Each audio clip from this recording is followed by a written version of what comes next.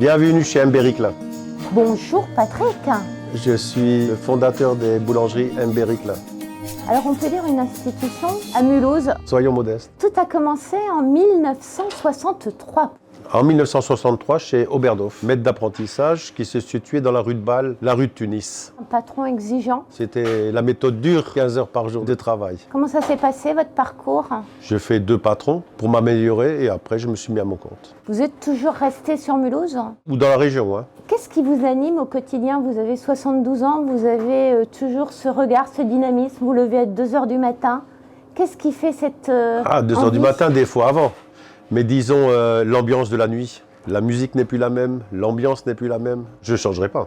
La passion d'un métier? Si on fait un métier de boulanger, ça peut être que la passion. Des employés jeunes. Ça fait plaisir de voir des personnes travailler avec le sourire. Mais la formation, c'est avant tout, pour moi, une valeur à donner. La transmission La du transmission savoir. du savoir. Avant de mettre la pâte dans la diviseuse, d'un coup de farine, on met la pâte.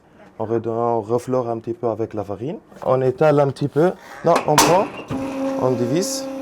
Une fois qu'on écoute les bruits qui commencent à faire comme ça, que les lames ils sont arrivées tout au bout, on descend un petit peu et on monte. Et on a tout notre pâte qui est déjà divisée, tout à 500 grammes. On va préfaçonner et du coup, on va donner un petit peu de force.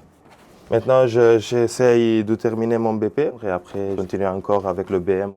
On fait tout à la main par rapport à des autres endroits où j'ai travaillé aussi. Si on dégaze la pâte, l'égout il va sortir.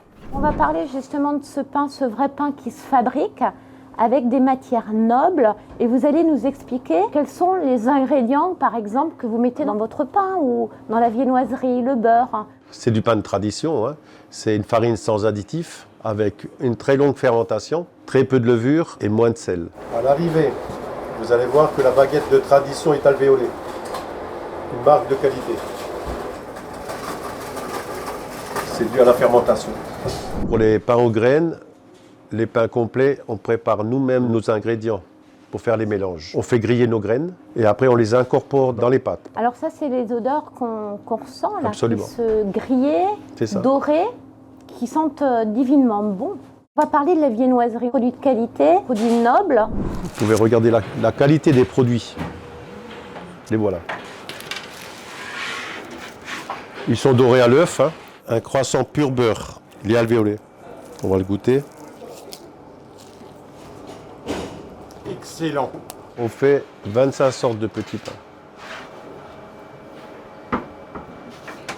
Des petits, des grands, aux amandes, aux raisins, aux pépites de chocolat, nature.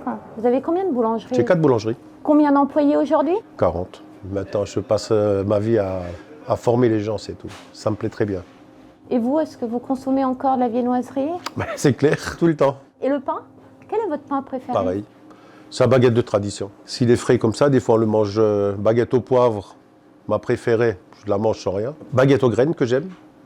Baguette complète, absolument. On se dit à très vite